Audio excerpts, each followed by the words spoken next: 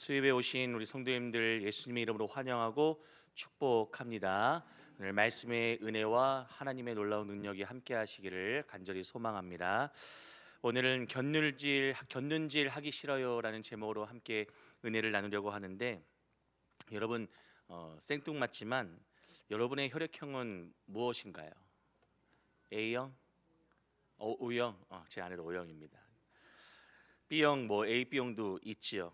저는 무슨 혈액형이 무엇일 것 같습니까? O형? B형? A형입니다. 네. 믿기지 않으시죠? B형으로 많이 생각하시는 분들이 많은데 A형입니다. 어느 날 어떤 학생이 저에게 이렇게 묻더라고요. 목사님 혈액형 뭐예요? 라고 묻길래 제가 난 A형이지 라고 대답을 했습니다. 그러자 학생이 에이 아니죠, A형 아니잖아요 그러는 거예요. 그래서 제가 너가 내 혈액형이 무엇인지 아니? 나 A형 맞아 라고 했더니 그 학생은 끝까지 저의 혈액형이 A형이 아니라고 하는 것입니다. 그래서 제가 그럼 내 혈액형이 뭔데? 라고 했더니 그 학생이 말하기를 목사님 혈액형은 예수형이요. 야, 이걸 한 대 쥐어 박아? 라고 생각을 했습니다. 하지만 학생이 저를 보고 예수형이라고 하니 그래도 기분이 좋아서 그래 너 말이 맞다라고 나도 너도 예수형이다라고 대답했던 기억이 있습니다. 여러분은 어떠십니까? 여러분 혈액형은 무엇인가요? 바라기는 우리 안에 예수 그리스도의 보혈이 흐르니 우리 모두 예수형인 줄로 믿습니다. 그리고 같은 피가 흐르니 우리가 주 안에서 형제요 자매요 또 영적인 한 가족임을 믿습니다. 그래서 그런 의미에서 어머니, 아버지, 동생 여러분, 제가 여기서 설교하다가 혹 실수하더라도 에휴 이렇게 보지 마시고 아유 우리 아들이 설교하다 실수했네, 아유 귀여워라 이렇게 봐주시고 역시 우리 오빠 최고야 이런 마음으로 말씀 함께 나눌 수 있기를 바랍니다. 자, 오늘도 아멘 한 분 하셨어요. 아멘 한 분 하셨어요. 그러면 우리 영적인 한 가족 아닌가요? 저 혼자 믿겠습니다. 네. 자, 오늘도 예수의 보혈로 승리하시고요. 은혜가 가득하시기를 바랍니다. 자, 오늘 견눈질 하기 싫어요 라는 제목인데요.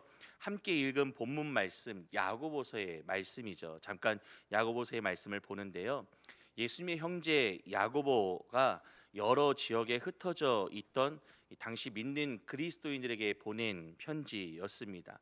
야고보가 편지를 보낸 이유에는 예수님을 믿는다라고 하는 이유만으로 당시에 같은 민족인 유대인들에게 유대교를 떠난 배신자라고 하는 그런 손가락질을 받으면서 핍박을 받고 있었거든요. 그래서 그런 성도들에게 이런 힘든 시간을 믿음을 가지고 잘 이겨내 달라고 하는 이 당부를 하기 위해서 편지하였던 것입니다.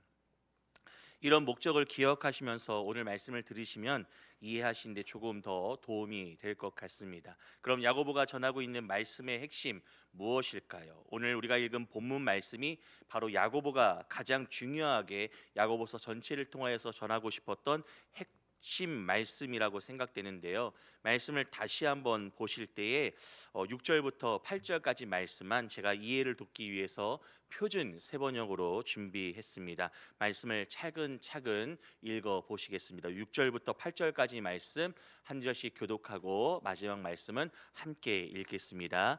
조금도 의심하지 말고 믿고 구하십시오. 의심하는 사람은 마치 바람에 밀려서 출렁이는 바다 물결과 같습니다. 그런 사람은 주님께로부터 아무것도 받을 생각을 하지 마십시오. 함께 읽겠습니다. 그는 그는 두 두 마음을 마음을 품은 품은 사람이요 사람이요 그의 그의 모든 모든 행동에는 행동에는 안정이 안정이 없습니다. 없습니다. 그러니까 야고보는 지금 우리에게 조금도 의심하지 말고 믿고 구하라라고 증거합니다. 그럼 어떻게 해야 믿음으로 구하고 조금도 의심하지 않는 것일까요? 여러분은 어떻게 의심하지 않고 믿음으로 구하시겠습니까? 여러분만의 믿음으로 구하는 방법이 있으신가요? 제가 한번 생각을 해봤는데, 제가 여러분께 성도님들께 믿습니까? 라고 물을 때에 여러분이 믿습니다, 아니 믿습니다 라고 아멘 이렇게 꾹꾹 힘줘서 하면 의심 없이 믿는 것이 될까요? 아니면 손을 들면서 할렐루야, 기도한 대로 이미 허락하시고 응답하신 줄로 믿습니다라고 믿음 가운데 일하신 하나님을 찬양하고 선포하면 이렇게 우리가 믿는 것일까요? 이렇게 믿음으로 선포하고 이루어진 줄로 믿으면 의심 없이 믿음으로 구하는 것이 될런지 모르겠습니다. 물론 이런 모습들도 오직 믿음으로 구하고자 하는 우리의 마음이 표현된 것인 줄로 생각됩니다. 하지만 야고보가 생각하면서 겉면하는 의심 없이 믿음으로 구하는 것은요, 이런 모습이 아니었던 것 같습니다. 그런 어떤 모습이 야고보가 바라는 오직 믿음으로 구하고 조금도 의심하지 않는 것일까요? 그 해답의 힌트가 말씀에 있는데요. 오늘 본문 6절 말씀을 다시 한번 읽어 보도록 하겠습니다. 오늘 본문 6절 말씀 시작. 오직 믿음으로 구하고 조금도 의심하지 말라. 의심하는 자는 마치 바람에 밀려 요동하는 바다 물결 같으니. 의심하는 자는 마치 어떻다고요?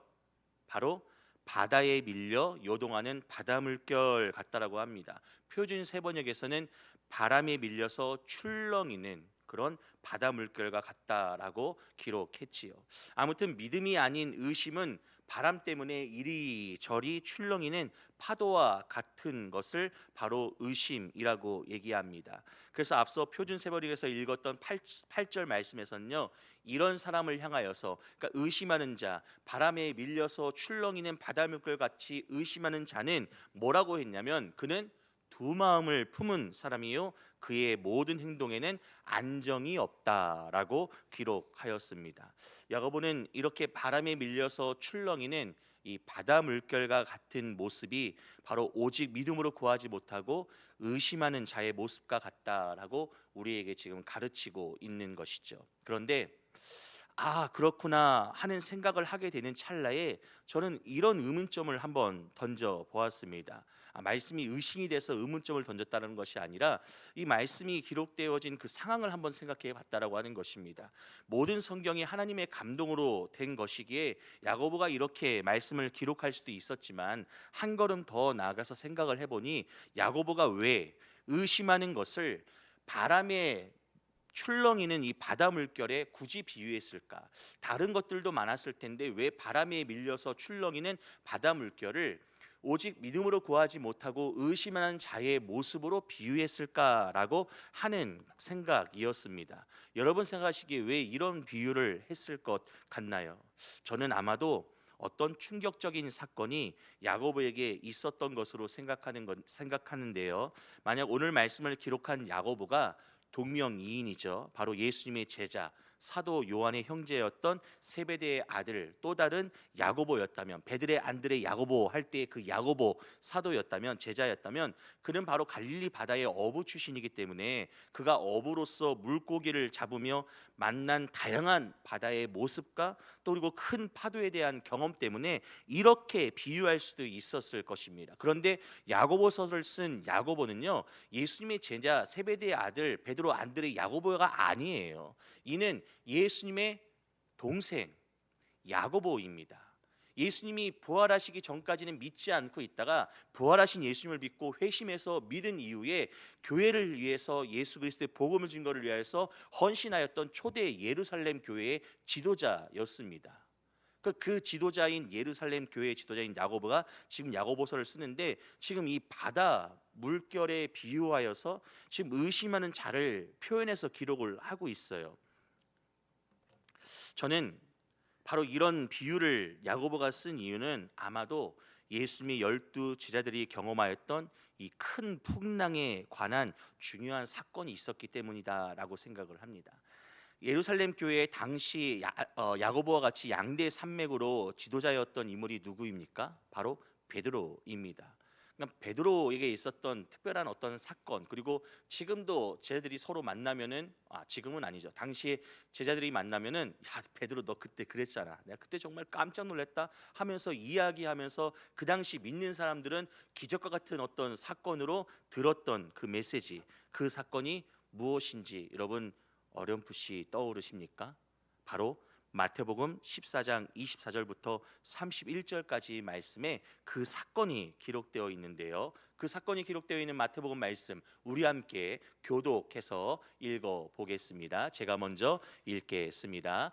배가 이미 육지에서 술이나 떠나서 바람이 거스름으로 물결로 말미암아 고난을 당하더라. 밤 사경에 예수께서 바다 위로 걸어서 제자들에게 오시니 제자들이 그가 바다 위로 걸어오심을 보고 놀라 유령이라 하며 무서워하여 소리 지르거늘 예수께서 즉시 이르시되 안심하라 나니 두려워하지 말라. 베드로가 대답하여 이르되 주여 만일 주님이시거든 나를 명하사 물 위로 오라 하소서 하니 오라 하시니 베드로가 배에서 내려 물 위로 걸어서 예수께로 가되 바람을 보고 무서워 빠져가는지라 소리질러 이르되 주여 나를 구원하소서 하니 예수께서 즉시 손을 내밀어 그를 붙잡으시며 이르시되 믿음이 작은 자여 왜 의심하였느냐 하시고 아멘. 이 사건 어떤 사건인가요? 물 위를 걸은 베드로 사건입니다. 예수님께서 제자들과 떨어져서 이 갈릴리 바다를 제자들을 먼저 보내시고 예수님이 뒤따라 오실 때에 배 위에서 당시 바다 위로 걸어오시는 예수님을 봅니다. 근데 생각해 보세요. 막 출렁이는 이 바다, 그 바다 저편에서 누군가 걸어오는데 파도가 워낙 많이 출렁이니까 잠시 사람인 듯 아닌 듯 형체가 보였다가 또 가라앉으면 안 보이고 출렁출렁거리면서 뭔가 이렇게 파도 위에서 이렇게 둥실둥실 걸어오시는 그 예수님, 가까이 오기 전까지는 저분이 누군지, 유령인지, 어떻게 바다 위를 걸어오는지, 물 위에 어떤 형체가 떠오를 수 있는지 여러 가지 고민 속에서 유령이다 하면서 소리 질러서 두려워하고 있을 때에 예수님께서 가까이 오사 뭐라고 말씀하시나요? 두려워하지 말라, 무서워하지 말라, 나다라고 말씀하시죠. 그때 바로 반응한 인물이 제자 중 베드로입니다. 베드로가 뭐라고 얘기하나요? 만일 주님이시거든 나를 명하여서 물 위로 오라 하소서. 저도 물 위를 걷고 싶습니다라고 예수님께 부탁합니다. 그때 예수님께서 와라. 너무나 주저하지 않으시고 너무나 자연스럽게 너도 걸을 수 있어라고 하는 어떤 그런 메시지처럼 예수님께서 베드로에게 걸어와. 지금 내가 있는 곳으로 와라. Come here 하고 딱 이렇게 말씀하십니다. 그때 베드로가 주저하지 않고 파도가 보이지 않고 오직 예수님만 보고 물 위를 걷습니다. 몇 발자국 걸었는지 모르겠지만 아무튼 물 위를 걸었대요. 그래서 예수님께로 가고 있었습니다. 그런데 그때 뭐라고 얘기합니까? 바람을 보고 무서워서 빠져가는지라. 순간 자신을 덮쳐오는 이 바람, 파도죠. 큰 풍랑을 보고서 깜짝 놀래서 바다 아래로 꼬르륵 하면서 빠져서 죽게 되었을 때 주님 나를 구원해 주소서, 나 좀 살려주세요라고 예수님께 부탁을 드릴 때 예수님이 그의 손을 붙잡고 건져내 주십니다. 여러분, 이 말씀을 통하여서 베드로가 물 위를 걸었을 때 놀라운 기적이다라고 하지 않습니까? 이 물 위를 걸을 때 어떤 사람들은 이런 얘기를 합니다. 아주 쉽습니다. 물 위를 걷는 방법은 오른발이 빠지려고 할 때 왼발을 내딛고 왼발이 빠지려고 할 때 오른발을 내딛으면 물 위를 걸을 수 있습니다라고 하는데 해보셨나요? 불가능합니다. 저는 해봤습니다. 절대로 가능하지 않습니다. 빨리 뛰어서 어떻게 그렇게 할 수는 있겠지만 몇 발자국 가지 못해서 물 아래로 꼬르륵 하고 빠질 수밖에 없죠. 베드로가 물 위를 걸을 수 있었던 것은 베드로에게 능력이 있었거나 베드로가 한 발이 빠지기 전에 재빠르게 다른 발을 내딛을 수 있는 어떤 신체적인 능력이 있어서 가능했던 것은 아닙니다. 오직 그가 예수님을 바라봤을 때, 말씀에도 기록되어 있듯이 예수님을 보고 물 위로 발을 내딛었을 때 놀라운 기적의 사건이 일어났죠. 곧 오직 믿음으로 구했을 때는 그가 물 위를 걸을 수가 있었다라고 하는 것입니다. 하지만 반대로 예수님을 바라보지 않고 바람을 봤을 때에, 풍랑을 봤을 때, 세상을 봤을 때, 의심하는 마음이 들었을 때에 자신을 위협하는 그 위협 속에서 그가 어떻게 되었다고요? 바로 물 아래로 빠져 죽을 지경에 처하게 되었던 것이지요. 여기서 오늘 중요한 메시지, 핵심이 나옵니다. 바람을, 큰 파도를 본 베드로의 모습이 바로 곁눈질하였던 것입니다. 곁눈질이 무엇인지 아시나요? 제가 국어사전을 찾아보니까 곁눈질이 이런 뜻이더라고요. 함께 읽어보실까요? 시작. 주의를 기울여야 할 곳이 아닌데 신경을 쓰는 일. 그러니까 지금 베드로는 어디에 주의를 기울여야 돼요? 파도인가요? 예수님인가요? 예수님이나 물론 그 풍랑에서 무리를 걷는다라고 할 때에 풍랑의 주의를 기울여야 된다라고 하는 것이 세상의 관점입니다. 하지만 우리는 믿는 자들이기 때문에 예수 그리스도를 바라보는 것이 우리에게 있어서 주의를 기울이는 것입니다. 그런데 세상을 볼 때에 오직 믿음이 아닌 의심하는 마음이 들었을 때, 곁눈질 할 때에 바로 주의를 기울여야 할 곳인 예수님이 아닌 헛된 것에 신경을 쓰게 되는 것이죠. 한마디로 한눈을 판 것입니다. 한눈. 이것이 바로 곁눈질입니다. 그런 의미에서 옆 사람이 말씀을 잘 듣고 있는지 곁눈질하지 마시고요. 저를 집중해 주시기를 바랍니다. 다 잘 듣고 계세요. 나만 잘 들으면 돼요. 예. 그런데도 이렇게 눈길을 이렇게 보내시는 분이 있어요. 다 보여요. 여기서요. 예. 저를 보세요. 자, 베드로는 예수님이 아닌 다른 것에 신경을 썼어요. 예수님만을 바라보고 있을 때에는 그가 물 위를 믿음으로 걸을 수 있었지만 그가 자신을 위협하는 바람, 큰 파도의 시선과 신경을 빼앗기게 되었을 때 안타깝게도 베드로는 예수님을 쳐다볼 수 없었습니다. 오직 믿음으로 물 위를 걷지 못하고 오히려 그 마음에 의심이 생겨서 물에 빠지게 되었던 것이죠. 물에 빠져 살려달라고 하는 이 베드로를 건지시면서 예수님께서 뭐라고 말씀하셨나요? 바로 방금 읽었던 마태복음 14장 31절 말씀인데 같이 한번 31절 말씀을 읽어 보시겠습니다. 마태복음 14장 31절 말씀. 네, 시작. 예수께서 즉시 손을 내밀어 그를 붙잡으시며 이르시되 믿음이 작은 자여 왜 의심하였느냐 하시고. 네, 믿음이 작은 자여 왜 의심하느냐? 왜 의심하느냐? 베드로는 단지 바람을 쳐다봤을 뿐인데 예수님께서는 왜 의심하느냐라고 말씀하십니다. 우리는 이 사건과 예수님의 말씀을 통하여서 한 가지 분명하게 알 수 있는 것이 있습니다. 그것은 바로 무엇이냐면요, 오직 믿음으로 구하는 것은 예수님만을 바라보는 것이고 반대로 의심하는 것은 예수님이 아닌 다른 것을 곁눈질할 때에 의심하는 마음이 생기는구나 라고 하는 것을 말씀을 통하여서 깨달을 수가 있습니다. 오직 믿음으로 구하는 것은 무엇이라고요? 예수님만을 바라보는 것. 반대로 의심하는 것은 무엇이라고요? 예수님이 아닌 다른 것을 곁눈질, 한눈 파는 것. 이것이 바로 의심하는 것입니다. 야고보는 바로 이런 깨달음을 통해서 오늘 본문에 오직 믿음으로 구하지 못하고 의심하는 것에 대해서 마치 바람에 밀려 요동치는 바닷물결과 같았다라고 그 당시를 떠올리며 말씀을 기록하지 않았을까 하고 저 혼자 생각해 보는 바입니다. 그런데 어느 정도 타당하지 않습니까? 그럴 수도 있겠구나라고 생각이 들지 않으신가요? 네, 저 혼자만 그렇게 생각하는 걸로 하겠습니다. 자, 그러면 오늘날 우리는 왜 물 위를 걷지 못할까요? 물 위를 걸을 수 있나요? 당연히 걸을 수 있습니다. 우리가 예수님을 쳐다봐야 하는데 예수님이 내 안에 안 계시고 안 보여서 물 위를 걷지 못하는 거 아닐까라고 생각해 볼 수 있죠. 네, 아닙니다. 예수님은 세상 끝날까지 너희와 함께 하리라라고 말씀하셨기 때문에 우리와 함께 계시는 분 바로 예수님 덕분에 물 위를 걸을 수 있습니다. 그럼 풍랑이 크고 위협적이어서 우리가 물 위를 걷지 못하는 것 아닐까요? 아닙니다.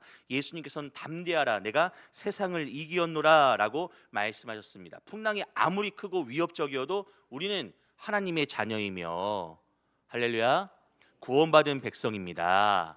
이 믿음이 있기에 물 위를 걸을 수 있어요. 그 무엇도 우리를 위협하거나 하나님의 보호 가운데서 우리를 해할 수 없습니다. 그러면은 왜 우리가 물 위를 걷지 못할까요? 참 어렵습니다. 무엇 때문에? 예수님이 나와 함께 계시지 않는 것도 아니고 풍랑이 크고 위협적이기 때문에 물 위를 걷지 못하는 것도 아니라면 그럼 왜 우리는 물 위를 걷지 못하는 것일까요? 무거워서? 저는 그럴 수 있습니다. 무거워서. 무거워서 물을 걸을 수 없어요. 그런데 잘 뜹니다. 다 이게 공기 주머니예요. 여기 지금 튜브를 하나 딱 이렇게 달고 있지 않습니까? 참 자기 디스를 합니다. 저 수영을 잘합니다. 어렸을 때부터 아기 스포츠단에서 열심히 수영을 해가지고 물에 빠질 일은 없어요. 혹시 물에 빠져서 어려움을 겪는 분이 계시다면 제가 달려가도록 하겠습니다. 네. 왜 우리가 물 위를 걷지 못하는 것일까요? 그것은요, 잘 들으세요. 우리 마음이 두 마음이기 때문에 물 위를 걷지 못하는 것입니다. 두 마음. 무리를 걷지 못하는 이유가 무엇이라고요? 바로 우리 마음이 두 마음이라서. 다시 오늘 본문 말씀을 보실까요? 본문 말씀 7절과 8절 말씀인데 7절은 제가, 8절은 여러분이 읽겠습니다. 이런 사람은 무엇이든지 주께 얻기를 생각하지 말라. 두 마음을 품어 모든 일에 정함이 없는 자로다. 네, 두 마음을 품어서 모든 일에 정함이 없는 자, 믿는다 하면서 곧 의심하는 자, 이런 사람은 아무것도 주께로부터 받을 수가 없다라고 말씀하십니다. 예수님을 믿는다, 예수님만을 바라본다 하면서 순간순간 곁눈질하면서 세상도 보고 의심하고 두 마음을 품는 자다라고 하는 것이죠. 앞서 말씀드렸지요. 믿음이 아닌 의심하는 것 무엇이라고 말씀드렸습니까? 바로 곁눈질하는 것이다라고 말씀드렸어요. 한눈 파는 것이다라고 말씀드렸어요. 이것은 바로 믿음이 작은 자, 없는 자, 의심하는 자입니다. 예수님이 말씀하셨죠. 그럼 예수님을 바라보지 않고 예수님을 의지하지 못하고 예수님을 신뢰하지 않고 세상에 있는 것들, 바로 물질, 사람, 지식, 권력, 이런 것들에 곁눈질하는 자, 이러한 사람을 오늘 본문 말씀에서는 두 마음을 품어 모든 일에 정함이 없는 자다라고 가르치고 있습니다. 여러분은 어떠신가요? 예수님을 바라보며 오직 믿음으로 구하고 계십니까? 아니면 예수님이 아닌 다른 것들의 시선과 정신을 빼앗긴 자와 같이 의심하며 곁눈질하고 계십니까? 당시에 곁눈질하다가 물에 빠져 죽을 뻔한 베드로도 있었지만요, 오늘날도 곁눈질하면 큰일이 일어나는 상황들이 많이 있습니다. 한 예로, 여러분 시험을 볼 때 곁눈질, 컨닝하면 빵점 처리당합니다. 수년간 시험을 볼 수 있는 자격을 박탈당하기도 합니다. 한 예로 우리 성결교회 목사 고시를 봐야 되는데요, 부정행위를 하다가 걸리면은 해당 과목은 3년 동안 응시를 하지 못합니다. 그런 의미에서 우리 양 목사님, 우리 이동훈 전사님 다 목사고시 패스를 했죠. 부정행위가 없었다는 것입니다. 깨끗하게 정직하게 올곧게 시험을 봤다라고 하는 것이죠. 믿어주시기를 바랍니다. 컨닝을 할 수가 없어요. 그 상황과 분위기가 그래요. 또요, 길을 걷다가 마주오는 아름다운 여성이 있다고 해서 곁눈질하면 생각만 해도 아찔합니다. 옆 사람이, 제 옆에 있는 사람이 어딜 보는 거야. 그래서 저는 지혜롭게 그런 여성이 나타난다 그러면 제 아내를 봅니다. 지혜롭죠? 큰일 났다. 제 아내가 가끔 나를 왜 이렇게 보는 거야? 라고 할 때가 있는데 오늘 걸렸습니다. 미안해요. 당신 쳐다볼 때는 그런 상황이 있었어요.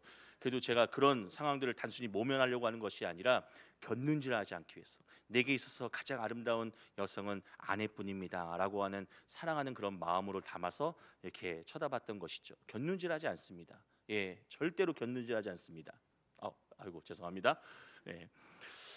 무엇보다도 예수님을 바라봐야 할 때, 예수님이 아닌 다른 것들을 곁눈질하면 물에 빠져 죽을 뻔하였던 베드로와 같이 큰 위험과 또 곤란한 상황에 처할 수 있음을 여러분 기억하시기를 바랍니다.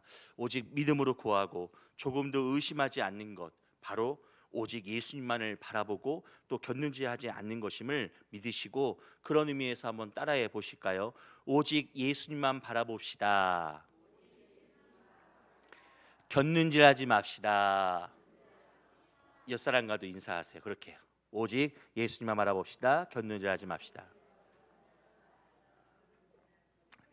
잘하셨습니다. 제가 왜 시킬게요? 물 마시려고.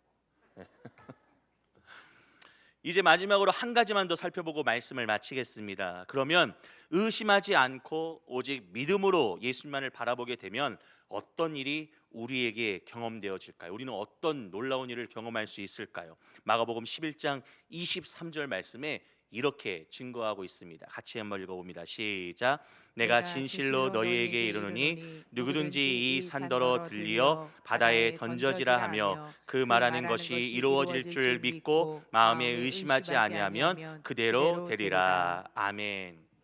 의심하지 않고 마음에 그대로 될 줄 믿으면요, 이 산더러 들려 바다에 던져지라 해도 그대로 되는 일도 일어나고요. 아무도 안 믿으시잖아요. 이런 일이 일어날 수가 없습니다. 믿음이 없어서요. 너무나 안타깝습니다. 다시 한번 할게요. 내가 진실로 너희에게 이르노니, 이게 아니죠. 이 산더러 우리가 의심하지 않고 마음에 그대로 될 줄로 믿으면 이 산더러 들려 바다에 던져지라 해도 그대로 되는 일도 일어나고요. 아멘. 베드로처럼 물 위를 걷는 놀라운 기적과 같은 일도 일어날 줄 믿으시기를 바랍니다. 근데 산을 옮기거나 물 위를 걷는 것이 중요한 것이 아니다라고 하는 거예요. 그거 확인하고 그거 한번 경험해 보려고 내가 믿는지, 내가 오직 믿음만을 갖고 살아간다 하고 확인하고 증거하는 것이 아닙니다. 물론 우리에게 이런 기적이 일어나면 참 좋겠지만요, 저는 오늘 오직 믿음으로 예수님만을 바라볼 때 우리가 경험하게 될 더 중요한 일을 말씀드리려고 하는데, 그 내용이 바로 이번에는 구약성경 민수기 21장 8절과 9절 말씀에 나옵니다. 함께 말씀을 한 절씩 교독해 보겠습니다. 여호와께서 모세에게 이르시되 불뱀을 만들어 장대 위에 매달아라. 물린 자마다 그것을 보면 살리라. 모세가 놋뱀을 만들어 장대 위에 다니 뱀에게 물린 자가 놋뱀을 쳐다본즉 모두 살더라. 아멘. 애굽에서 탈출하여 광야에서 방황하던 그 이스라엘 백성들, 하나님과 모세를 원망하였습니다. 어떻게 원망하였냐면요, 이렇게 원망하였습니다. 물도 없고 먹을 것도 없고 하늘에서 내린 만나 이 하찮은 음식도 다 싫다. 우리를 애굽 땅에서 이끌어낸 이유가 여기 광야에서 죽게 하려고 그런 것이냐라고 이렇게 하나님과 모세를 원망했다라고 하는 것입니다. 그때 어떤 일이 일어났나요? 네, 안타깝게도 범죄한 백성들 가운데 하나님의 심판이 임하였습니다. 바로 불뱀을 보내셔서 물리게 하셨고 불뱀에 물린 많은 백성들이 죽게 되었습니다. 하나님을 욕하고 모세를 욕하고 하나님이 내린 은혜를 업신여길 때에 큰 심판을 받을 수밖에 없었습니다. 이후 뒤늦게 후회하고 회개하면서 용서를 구하는 백성들에게 하나님께서 은혜를 다시 한번 베풀어 주십니다. 바로 모세를 통해서 놋뱀을 만들어 장대 위에 높이 매달게 하시고요, 불뱀에 물려 죽게 된 자들에게 이 놋뱀을 쳐다보는 자마다 모두 살게 하십니다. 하지만 반대로 쳐다보지 않는 자는 죽을 수밖에 없었던 것이죠. 너무나 단순하지만 놋뱀을 쳐다보면 살겠다라고 하는 그 믿음이 그들을 살게 하였고요, 반대로 놋뱀을 쳐다본들 뭐 하겠냐고 믿지 않고 의심하는 자는 살 수 있는 기회마저도 빼앗겼다, 얻지 못하였다, 그리고 결국 죽게 되었던 것이지요. 이 사건에 매우 중요한 의미가 담겨 있습니다. 그것은요, 여기서 장대 위에 높이 달린 놋뱀, 우리가 다 알고 있는 것처럼 십자가에 달려 죽으신 예수님을 상징하죠. 오늘날도 예수님을 믿음으로 영접하면 구원받아 생명을 얻게 되지만 예수님을 믿지 못하면 사망, 심판이 믿지 않은 자들을 기다리고 있음을 우리가 잘 알고 있습니다. 말씀을 통해서 우리는 장대에 달린 놋뱀을 쳐다보면 살지만 보지 않으면 죽게 됨과 같이 의심하면 물에 빠져 죽을 수도 있고요, 오직 믿음으로 예수님을 바라보면 그 안에 생명이 있음을 깨닫고 영원히 살 수 있는 그 은혜를 경험할 수 있다라고 하는 사실을 깨달을 수 있다라고 하는 것이죠. 사랑하는 성도 여러분, 우리는 똑바로 예수님을 바라봐야 합니다. 똑바로 바라봐야 할 예수님을 때때로 곁눈질하고 오히려 곁눈질도 하지 말아야 될 세상을 향하여서 우리의 시선을 두고 있을 때가 많습니다. 그럴 때 예수님이 우리를 보실 때 얼마나 안타까운 마음이 들까요? 물에 빠져 죽을 텐데 저걸 어쩌나 하면서 염려하는 마음이 들지 않으시겠습니까? 나를 봐야 되는데, 그래야 사는데 쳐다보지를 않네. 저 죽어가는 영혼 어떻게 해야 되나 하면서 안절부절 안타깝지 않으시겠습니까? 예수님을 바라보면 그 안에 생명이 있는데 이 사실을 깨닫지 못하고 예수님이 아닌 풍랑에 믿음이 흔들리고 세상을 곁눈질하면서 우리 마음이 두 마음이 되어서 믿음이 아닌 의심의 마음이 자리 잡고 지배하고 있지 않은지 우리는 스스로 점검하고 살펴봐야 합니다. 말씀은 분명하게 우리에게 증거하고 있습니다. 두 마음을 품지 말라. 믿음이 아닌 의심하는 마음으로는 하나님께 아무것도 구할 수 받을 수 없다라고 우리에게 증거하고 있습니다. 바라기는 우리의 믿음보다 의심이 앞서지 않기를 바랍니다. 자꾸 뭐 먹을 거 있나 하면서 인간적인 생각과 욕심으로 기웃거리면서 세상을 곁눈질하지 마시기를, 우리 마음에 두 마음이 생기지 않도록 경계하시기를 바랍니다. 로마서 1장 17절 말씀을 보시면요, 사도 바울은 오직 의인은 믿음으로 말미암아 살리라 함과 같으니라라고 말씀했습니다. 이 말씀을 공동 번역으로 보면요, 이렇게 얘기를 해요. 믿음을 통해서 하나님과 올바른 관계를 가지게 된 사람은 살 것이다. 직설적이죠. 믿음을 갖고 하나님과 올바른 관계를 갖는 것이 우리가 살 수 있는 유일한 방법이래요. 그 믿음이 무엇입니까? 오직 예수님만을 바라보는 것입니다. 그때 살 수 있다라고 하는 것이죠. 노뱀을 쳐다볼 때 살 수 있었던 것처럼, 예수님을 쳐다볼 때 물에 빠지지 않고 걸을 수 있었던 것처럼, 예수님을 바라볼 때 십자가 달린 예수님을 믿음으로 영접할 때 구원받을 수 있는 것이죠. 성도 여러분, 믿음을 통해서 하나님과의 올바른 관계를 이뤄가는 것, 바로 예수님만을 통해서만 가능한 것임을 깨달으시기를 바랍니다. 그러니 오직 의인이 믿음으로 말미암아 산다는 것은 무슨 의미일까요? 곧 예수님만으로 산다. 곁눈질하는 것은 곧 예수님만을 바라본다. 의심하지 않는 것은 세상을 보지 않고 믿음을 갖고 예수님께로 나아간다라고 하는 것입니다. 여러분, 우리가 오직 믿음으로 예수님만을 바라볼 때 하나님과의 올바른 관계, 친밀한 관계, 믿음으로 생명의 역사를 그 누리는 삶을 살게 됨을 믿으시기를 바랍니다. 오직 믿음으로 구하는 것, 곧 오직 예수님만을 바라보며 무리를 걷는 놀라운 기적의 역사뿐만 아니라 믿음으로 노뱀을 쳐다보므로 사망에서 생명으로 건져 올려지는 그 믿음을 통한 생명의 역사를 크게 경험하시는 복된 삶 되시기를 예수님의 이름으로 간절히 소망합니다. 마지막으로 이렇게 따라 해보시겠습니다. 세상을 곁눈질하지 맙시다. 예수님을 곁눈질하지 맙시다. 오직 믿음으로 예수님만을 바라봅시다. 아멘.